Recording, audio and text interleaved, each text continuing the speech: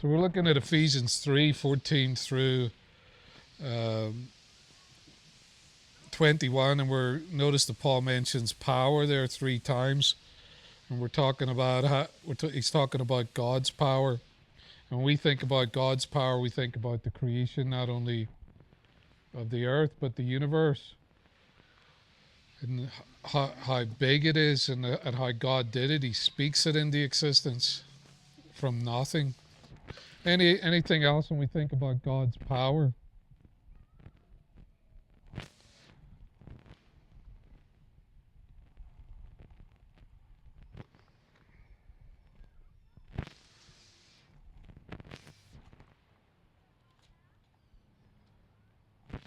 Anything from the Old Testament? We think about God's power, Christopher.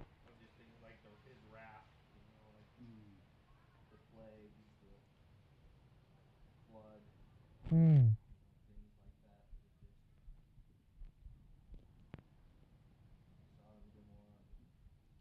Yes. Yes. We see that all throughout the Old Testament. When He unleashes His power and His wrath, it's destructive, destroys all of mankind under the flood, Sodom and Gomorrah, raining fire and brimstone down on them. Anything else when it comes to His power in the Old Testament?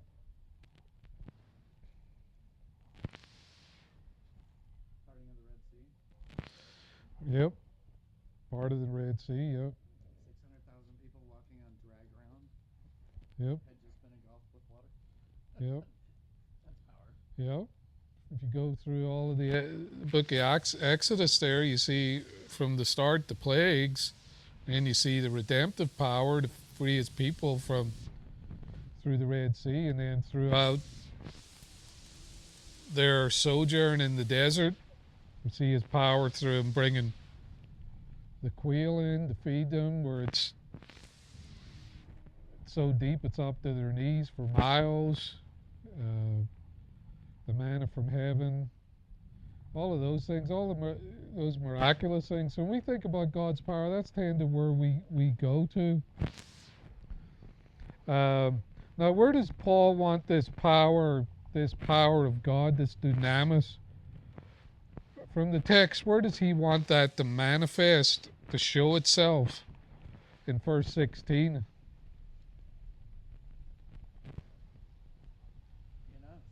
like inside of us. Okay, in our inner being. What's your translation say? Same thing. Inner being. Right, so this power that Paul's talking about here is not something that is visible. It's something that's unseen, working within their inner beings. Now, remember when Paul's always talking here and he's using us, our inner being, he's thinking about the church as a whole, right? This idea that we have in the West has become very individually centered, and when Paul and the apostles are writing, they're more corporate in regards to the church, and in us is something that will be a repeated theme. He says in 18 that they may have power together with all the saints to grasp how wide, long, and high and deep is the love of Christ. And in verse 20, according to His power that is at work within us. So that's important to keep in mind when we're thinking about power. It's power within the Christians as a community. So important to keep in mind here, it's inner power opposed to outer power. If people think about Christianity and today, when they think about power, what kind of ideas is there floating around in Christendom today about powerful events or God's power in the church? What might be the common idea? Second coming. Well, that's going to be a powerful event for sure. People seem to gravitate toward that in Revelation, and That's true. There's a lot of interest in that at the moment. But we think about power in the church. Religious communities today, what might they think about? the Pope. Well, yeah, that's ecclesiastical power, and that's something to think about, to keep in mind. Why would they think? Why would they see that as power? It's centered in that one man. Because of the institution of the Catholic Church and how it has tried to reign for centuries. Okay. And like back in Napoleon's day, the Pope would crown the king. And there was that story where he was going to be crowned by the Pope, but then he grabbed it and crowned himself. Crowned himself, yeah. Yeah. What was Napoleon saying there? You're not, power's not with you. You're not calling the shots, right? Yeah. But that's an idea that's out there in regards to power today. Does this sound like what Paul is talking about? The power that's within the church is something that's dominating the secular world in that fashion? No. That's more man's idea of power, right? The guy who's telling everybody what to do, be it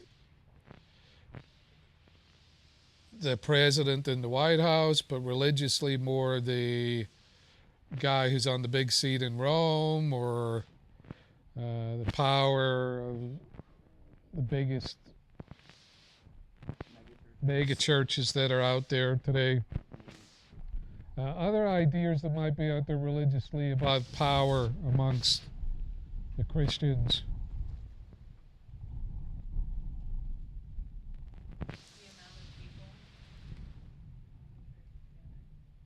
Why would we think that's powerful?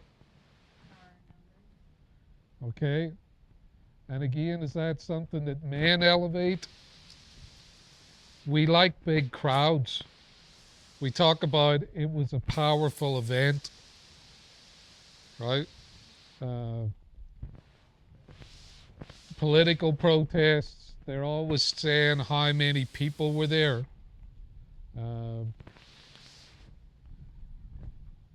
We think of festivals, concerts, tens of World Cup. Lots of people there is something that man values. Because what does that say? If there's thousands, tens of thousands of people there, why do we link that with power?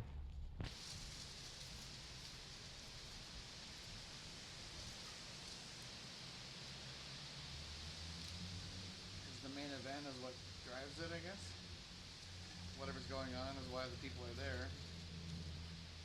So there's like if we put on this event, then you can control people's actions.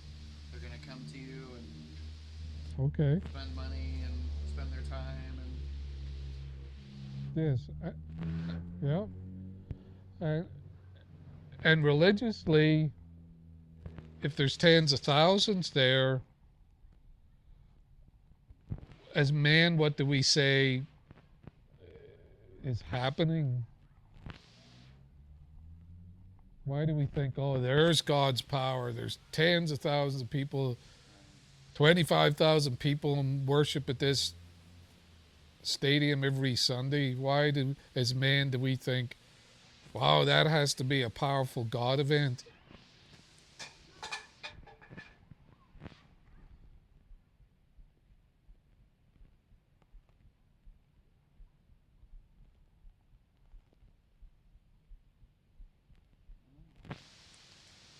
because God is so big.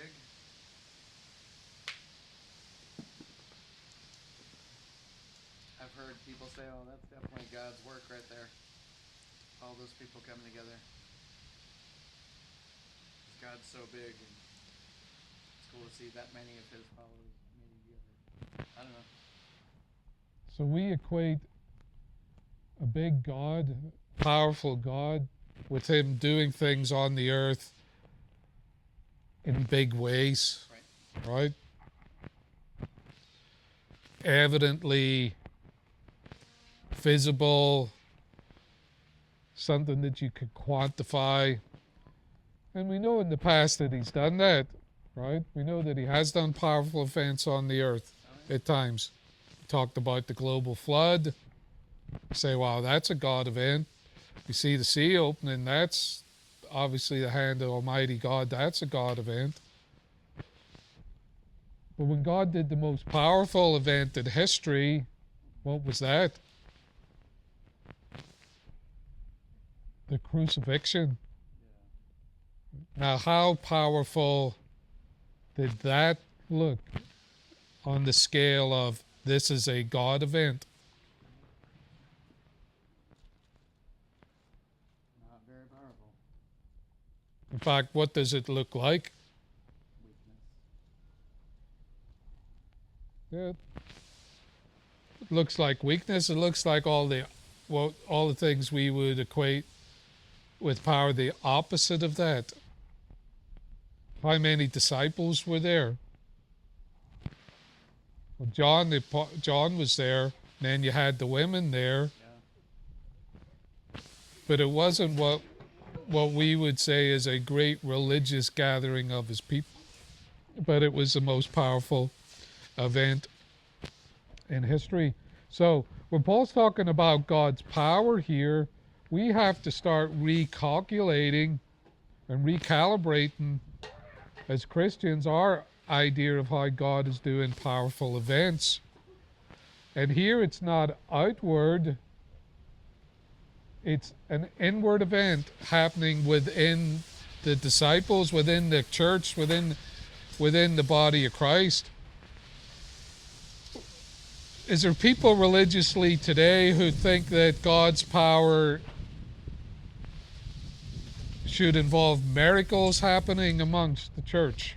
Oh yeah. There's groups, religious groups in this country and throughout the world that unless they see some visible signs of God's power miraculously, however they quantify that, they don't believe that that God is working powerfully within His people.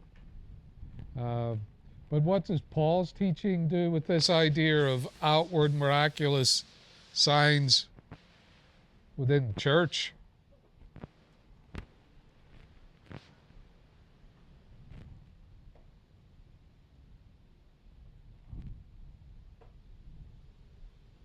How does Paul's teachings affect the idea of there would be miraculous happenings amongst God's people through the Spirit, and that would be God's power manifesting?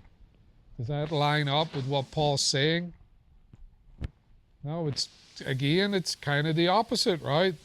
The opposite is that His power is manifest within you, within the church. Internal power.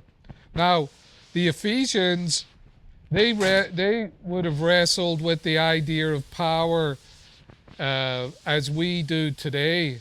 When they thought power, they thought of the Roman Empire.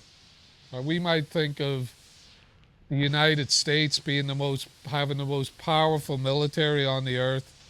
They had had been brought up with that idea. The Roman Empire, the legions, the Caesar, and then they also spiritually would have went to who? What spiritual power would they have thought of in Ephesus? Artemis, right? Huge temple, one of the biggest temples on the face of the earth, one of the 7 wonders of the world, with thousands coming together regularly to worship her, not just on the one once a year where they celebrated her birth, which was for a week, and they had expanded to a month under the Romans.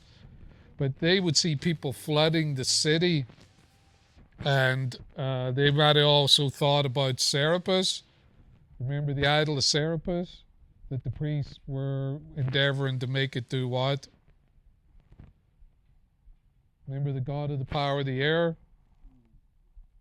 They were endeavoring to make that idol float by using magnets. They were trying to do it in Egypt, potentially trying to do it in Ephesus. That would show that, oh, this is a real god because it floats. And so they would have had to deal with the idea of power. Now, would they have had, what kind of people would have been floating around Ephesus in the way of projecting religious power?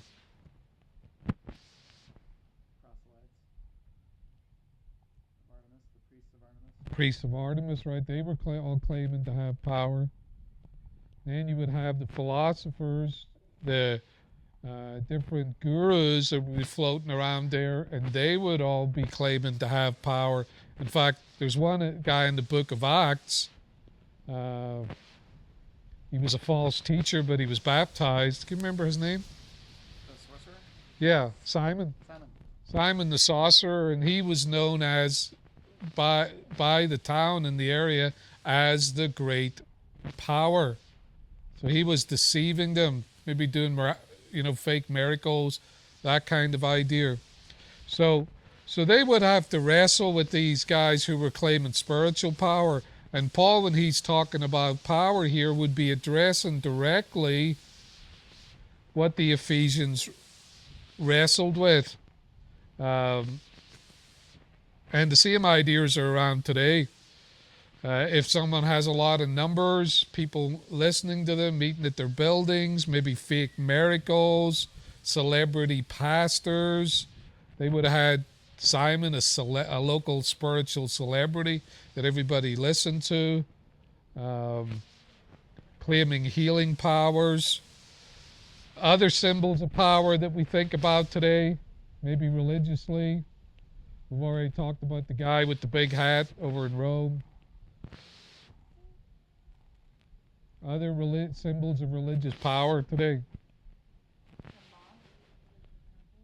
The mosques, that's something that the Muslims do quite well, is to project power through their mosques, but also their men go out and close roads down and pray in public. That is them projecting their power through their numbers and through their religiosity. Yep.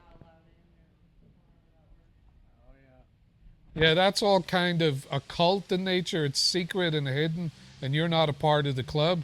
But when they build a building, a temple, it's huge. And on top of it, you've got a gold, yeah, Moroni, the angel Moroni up there with his trumpet.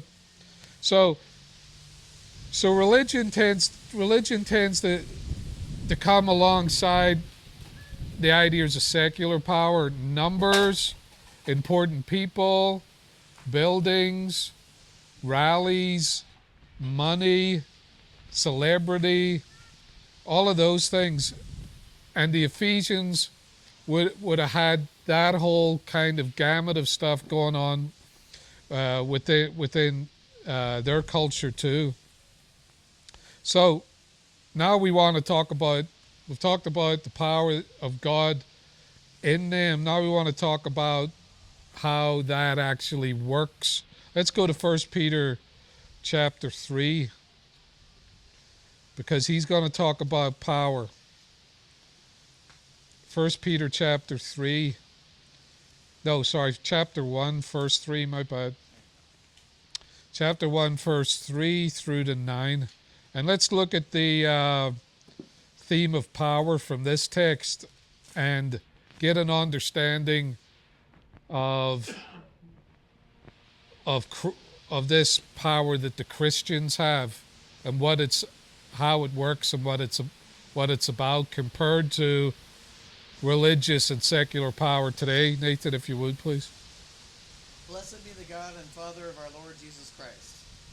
According to his great mercy, he has caused us to be born again to a living hope through the resurrection of Jesus Christ from the dead, to an inheritance that is imperishable, undefiled, and unfading, kept in heaven for you, who by God's power are being guarded through faith for a salvation ready to be revealed in the last time. In this you rejoice, though now for a little while, if necessary, you have been grieved by various trials, so that the tested genuineness of your faith, more precious than gold that perishes, though it is tested by fire, may be found to result in praise and glory and honor at the revelation of Jesus Christ. Though you have not seen him, you love him. Though you do not now see him, you believe in him and rejoice with joy that is inexpressible and filled with glory, obtaining the outcome of your faith, the salvation of your souls. Okay, thank you. Okay, so Paul says that, or Peter says to them, they've got a living hope. They know good's coming to them. They've got an inheritance, and they're shielded by what? Their faith. Oh, God's power. God's power, right? Verse 5, yeah. Who are kept by God's power through faith for salvation ready to be revealed in the last time, right? Now, the word kept here means, this is actually a military term that Paul uses. It means to guard. They're guarded by God's power, or they're watched over by God's power. And the military would use it in relation to that you're protected by a garrison of soldiers, or you're shielded, you're under guard by God's power. It's like God, the picture here is God has posted a protective military guard like soldiers around his people, right? Now, and around the church. Now, does that sound good? Yes. What's good about that? That you're guarded, protected, and shielded by God's power. What's good about that? Feeling of safety and relief, like you don't have to worry. Yep. Safety, relief, you don't have to worry.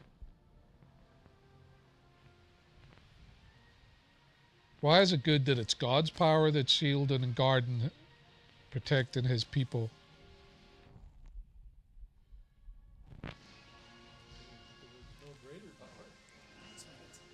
Yep. And with there being no greater power, how does that give us security? Nothing can touch us, right? But in verse 6 and 7, right, keep that in mind. He's laid that down, and they know this is the living God. They know that nothing can touch them. What are they experiencing in verse 6 and 7? Trials. And how does he describe those trials? Causing them grief. Grieved, right? If need be, you have been grieved by various trials. And then how else does he describe these trials? Verse 7. They're there to test their faith. And in what kind of testing? Fire, right? Yeah.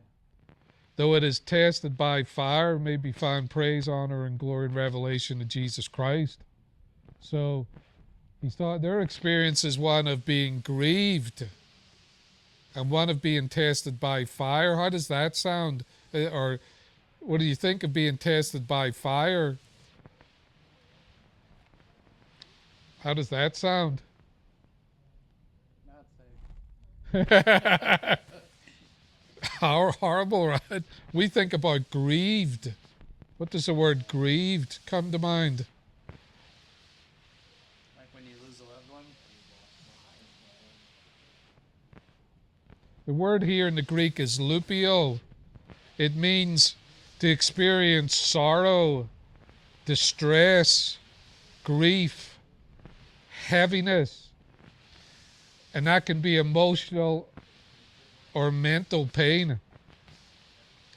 The word he uses here, lupio, talks about deep sadness, being weighed down heavily. Now, how do these two things live together? Right? Because we said, yea, the greatest power known to mankind, the one who created the universe, is guarding us like the military guard and protect special people. Wonderful, great, fantastic, happy about that. But now they're grieved. They're being tested by fire. Are they still being protected by God? Yes, they are. So how do those two things live together? On the surface, it feels like an oxymoron. Like, how is that? Why? Why? We tend to think those two things don't live together. Yeah. Why is that? I'm protected by the Almighty. In fact, He's protected me. He's protecting us together so much. It's like He's put His military around us. But I'm going through deep sorrow and pain and grief and suffering by testing by fire. Why don't we put those two things together? Sorry? It sounds painful. It sounds That's, not what you want to hear. It doesn't. yeah. You don't want to put those two together. Like you want to be like, okay, sunshine and rainbow. He's protecting me. He's gonna be that way. Well, when you say He's protecting me, it's going to be that way, what do you mean? Like, oh, he's guarding me. He's protecting me. There's nothing bad can happen. Like that's your mindset of like, oh, we've got this now because I have God's power. That's not gonna happen to me, or that bad thing can't happen, or it's just gonna be good things. Okay. So now there's our struggle, right? When we think protected by God, guarded by Him, having a shield around us, we immediately in our minds think, oh, that means that we're not going to have pain and suffering and hardship. Why do we immediately think that?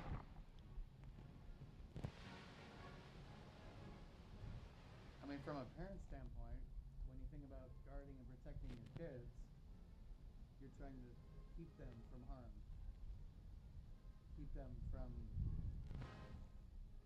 stress and grief, and so that's our perspective. That's what we try to do. Okay. Now, what happens if you do that with the child? Where you take all the stress, all of the struggle, all of the hardship, all of the suffering out of their lives. They grow up weak. You can't handle it. And what are you pretty much setting them up for? Failure. Failure, right? Now, of course, as parents, we're not going to expose them to obviously dangerous situations where they're going to be preyed upon or whatever. No, of course But we are, if we're good parents, we're going to realize that a part of growing up as a mature and strong and healthy adult is to go through stress, go through difficulties, go through trials. And we have to keep in mind God is the best parent of all. So when it comes to Him guarding us and protecting us, if we buy into the idea of that means no bad things are going to happen to us, What's going to happen? What's a reality check? We're going to learn that his guarding power is different from our understanding of it. Now, if we don't understand that we're guarded and protected by his great might and military, but that means we're going to be grieved, we're going to have serious hardship and suffering. If we don't grasp that, what might we think when we're going through these things? That he's forgotten us, or that he's failing. That he's failing, he's forgotten us, or we could think what? Especially because we sin, we might think what? He's punishing us. He's punishing us, right? He's abandoned us because that's not a hard road in your mind to travel down. I do what is wrong. God doesn't like what is wrong. He doesn't like sin. Bad things are happening. He's punishing me, right? Now, when Jesus was crucified on the cross, was God punishing him for his sin? No, he wasn't, right? Christ was hanging on the cross, and he was without what? Well, he's carrying all of our sin. Yes, but he was without sin, Yeah. but he was still suffering. He was still going through the grief. He's still in the fire of pain, unbelievable. And that wasn't just physical. It was more than just the physical pain. So how important for us is it to remember that being guarded by God's power does not mean that we're not going to go through the fire, we're not going to go through the grief. How important is it?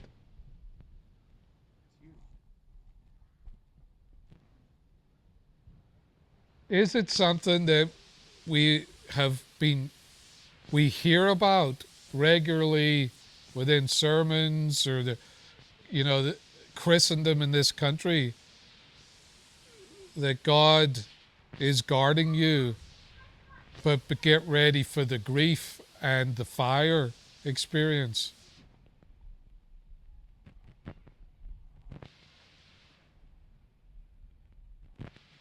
Yeah. Something that we hear, would you say? Well, not about the grief and fire part, but We hear about the God guarding you. That's attractive. We like that. yeah. But we in this country at times have not had these things taught to us and have set young disciples up for a fall. Were the apostles guarded by God's power? They were. Now let's read their experience. 2 Corinthians 1, 8 through to 11. And as we read this, think about the experience that they had. 2 Corinthians 1 verse 8 through to 11. This is Paul recounting their experience. For we do not want you to be unaware, brothers, of the affliction we experienced in Asia.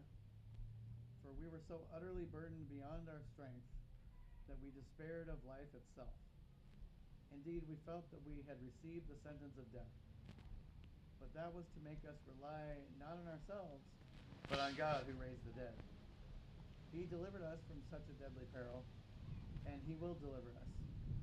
On him we have set our hope, that he will deliver us again. You must also help us by prayer, so that many will give thanks on our behalf for the blessing granted us through the prayers of many. Okay, so what's their life experience like?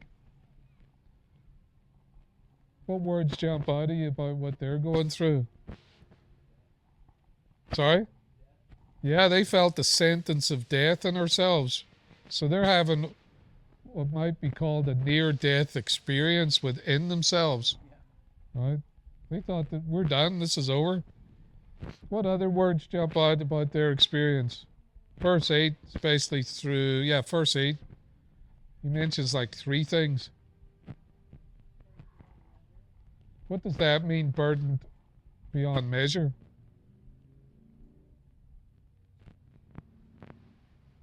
Weight of the world on your shoulders. Okay.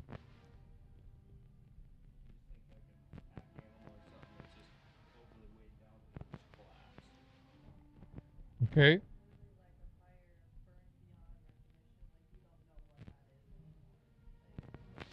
Uh, Oh, it's burning. Sorry. Glad That's okay. But that, I mean, a fire experience would be. Yeah. But I like the pack animal image where the animal has had so much weight put on it that it collapses, and I think that's what he's getting at here. Uh, he uses the word trouble there in verse 8, our trouble, and you had a different word there, Yeah. Affliction. affliction, right? What does affliction sound like? If you're being afflicted, Being punched. you're being punched, yeah. Yeah. I mean, they'll use that in a boxing match, you know? He's inflicting a lot of damage on him, right? Yeah. The burden beyond measure, we've talked about that. Above strength, he says. Beyond our strength. Yeah. What does beyond our strength mean? It's like when you're working out and you're doing push-ups to failure, and that last one you just can't push anymore. Yep. You're done. Yeah.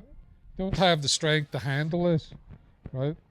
And then he says this, so that we what? Rely not on ourselves, but on God. But prior to that, he says something else in verse 8.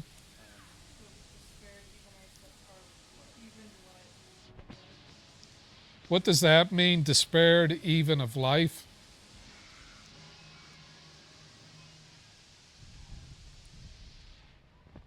If you're despairing even of life, what experience are you having?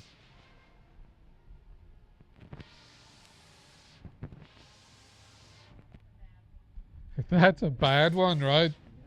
That might actually be described as clinical depression, right? You're not seeing anything good. It's all dark. You're without hope in a sense. So now remember what we said, that they were guarded by God's power even as they went through this experience.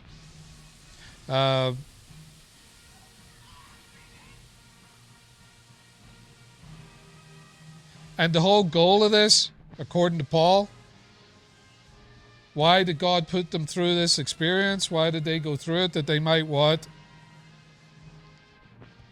Learn to rely not on themselves, but on God who raises the dead. Okay, what does that mean?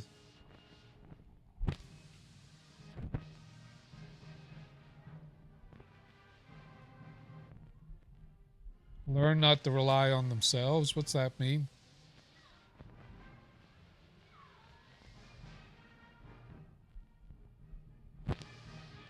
Sounds like, well, it could mean a few things, but sounds like Paul needed to be humbled a little bit. I mean, you get the idea that he's going around and starting churches and doing miracles, but here's a spot where they were like, their strength was gone and they had no hope.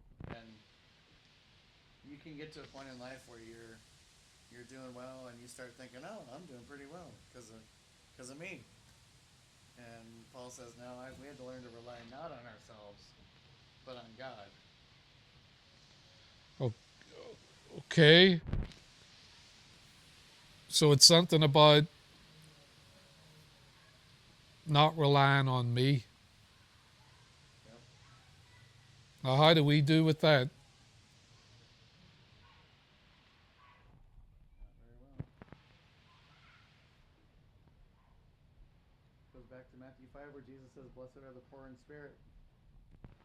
Blessed are those who remember how spiritually bankrupt we are. That we can't save ourselves. Literally can't. Okay. What about as we move through this world as disciples? How much relying on me is in the equation.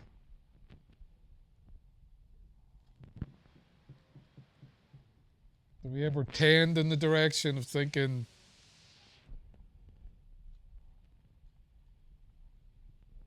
I know I need God, but I've got certain areas of my life that I've got a handle on.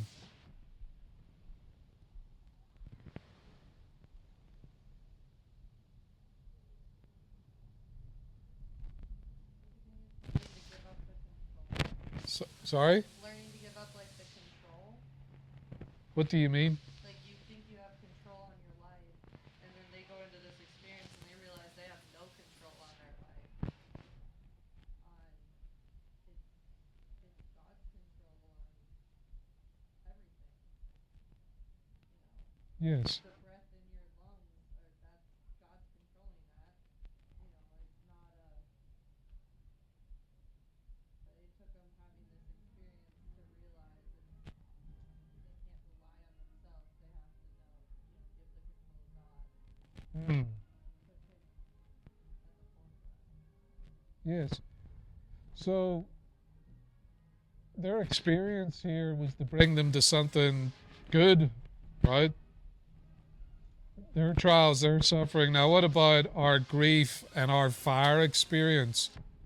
Knowing we're protected by God, but going through this, do we tend to think, oh, this is bringing me to something good? Separate good and bad. Keep them separated. Yep. You don't ever put them together. We don't put the two together. Now, Also, too, is when we look at our grief and burdens and stuff like that, we probably shouldn't necessarily throw them in the bad category. I don't think there's not something we look at that there's something bad happening to me. I think it's normal. Consider it. I just think of like the cross, that looked awful. That was not bad. yes. Even though it looked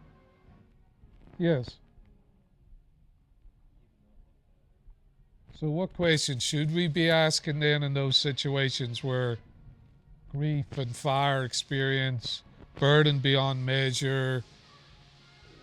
If we shouldn't put this in, oh, this is a bad thing happening to me, what questions should we be asking?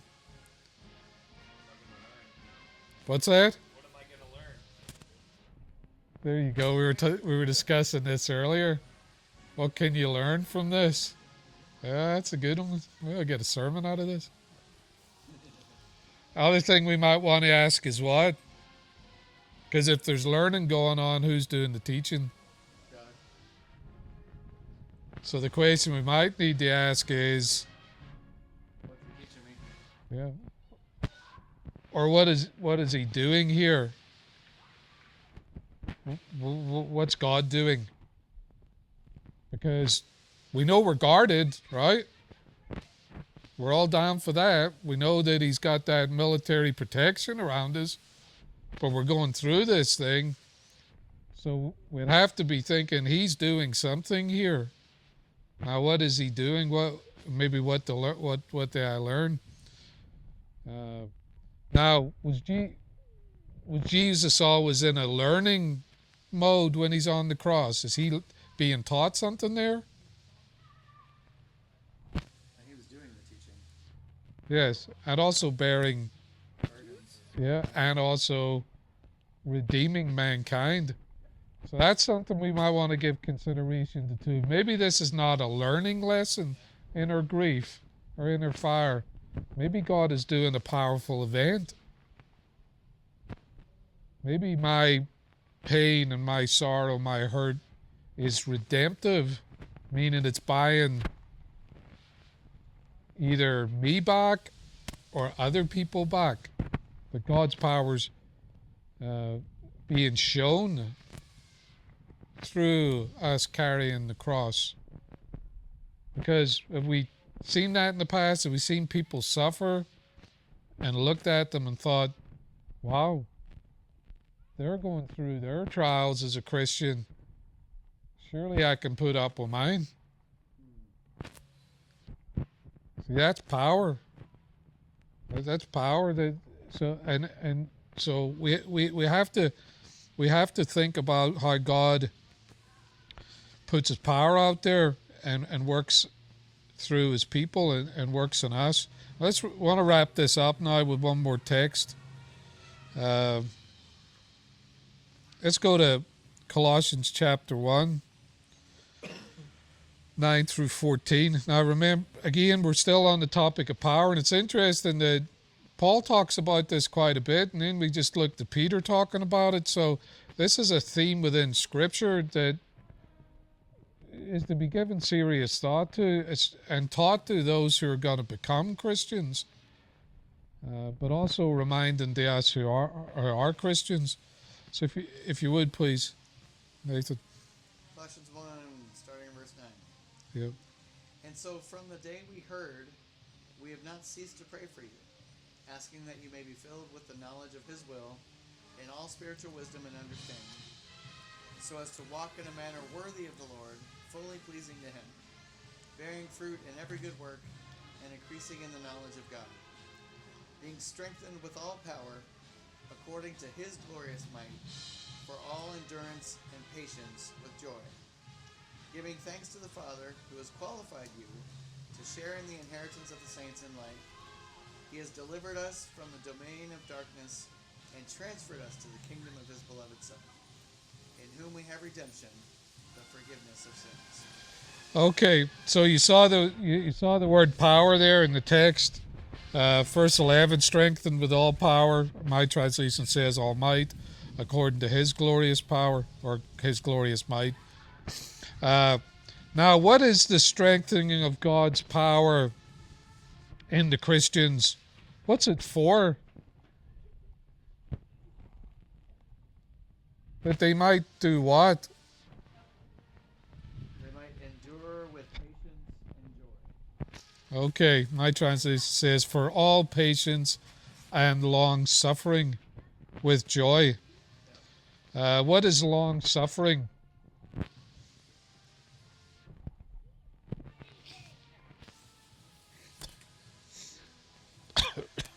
Being able to endure suffering for a long time. Yeah. It's some kind of period of suffering that goes on, but it's something that you're able to endure. Is it a pleasant experience? No, it's not a pleasant experience. Do we tend to think of suffering that goes on for a period of time as a positive thing? Polly? The Google definition adds on that without complaint or anger. Ah, So you had it down to without complaint or anger. yeah, complaining without complaint is definitely one of my weak spots. I'll go through periods of pain and suffering, but I want to moan and groan and whine and complain about it to everybody. Right? Venting or whatever we call it. Yeah. Just venting. But we tend to think of things like this not as powerful events, but as things that should be avoided. But remember, when Paul talks about here, he's talking about being strengthened so that we might endure. At our birth, God built us physically, and through life, he builds our character through these trials. Okay. Builds us emotionally and spiritually. Okay. So there's a work going on. That's important to keep in mind. The experience is going to happen. That's important to keep in mind. We have to remember that we're still guarded by God. We're still kept by him. We're shielded by him. But he is doing a work in us, because remember, this power is within us, and the ultimate outworking of it is Joy. Now, when we think joy, what do we think about?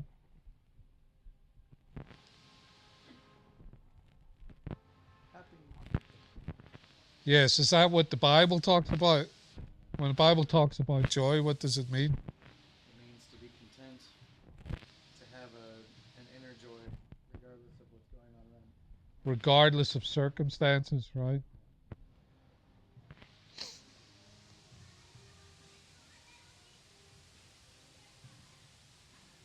It's really easy to say that. Yes, Doing it is more difficult. yes. Any other thoughts on the topic tonight on what we've talked about? We've said that God's power is something that's within us as Christians and within us as the church. But it does involve grief. It does involve a fire experience. And for the apostles, it was to the point of being burdened beyond measure, above strength, even maybe clinical depression, despairing even of life. And the goal of it was that they might what? What's that, Roger? Yeah, rely on God and not on themselves. And then he also, the last text we look at, and the last text we're going to look at tonight is the Colossians text, that they might be strengthened by God's power for all patience and long suffering, and that with joy. Any other thoughts on what we've talked about tonight? Last words. Not literally last words, because I mean I could do your funeral right now, but we'd rather have you around for a while. Just wanted to wrap it back up to something you said earlier, Ephesians 3. His pronoun, you, in verse 17, where it says, so that Christ may dwell in your hearts through faith, that you, being rooted and grounded in love. I looked it up, and that's plural. So he's talking about the church. And so that's part of how we succeed through this, is we work together and we remind each other that these trials are for a reason and that we can have joy through them. And the more we can be around each other and encourage each other and remind each other of these things, the more fruitful we can be through those trials. Good. Yes, as we've said before, Christianity is a group sport. Right. We're in this together as his people. And that means we're in this together with each other's suffering, each other's fire experience, each other's grief, each other's being burdened beyond measure. We're in this together, guarded together, but to work together to get each other through it. And the ultimate motivation, and you hit on that text in Ephesians 3, is love, love, love. He always brings it back to love. So good. Anyone else have a last comment, thought? Caitlin? When No. you said we're all in it together, my brain thought of the High School Musical. Oh, okay.